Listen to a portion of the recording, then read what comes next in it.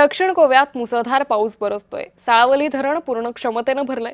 प्रशासनाच्या सूचनांचं पालन करण्याचं पर्यटकांना आवाहन करण्यात आलेलं आहे। नदीकाठच्या नागरिकांना सतर्कतेचा इशारा दिलेला आहे। सांडव्यावरून नदीपात्रात पाणी जात असल्यानं नदीकाठच्या नागरिकांना प्रशासनानं सतर्क राहण्याचा इशारा दिलाय।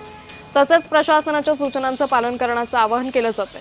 कारण साळावली धरण पूर्ण क्षमतेने भरून ओसंडून वाहतं तेव्हा मोठ्या प्रमाणात नागरिक आणि पर्यटनाची गर्दी होत असते।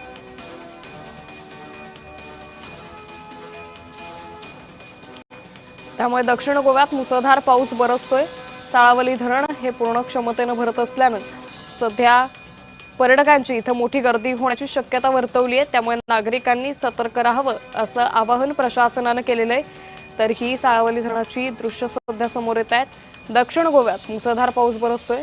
साळावली धरण पूर्ण क्षमतेने भरलंय।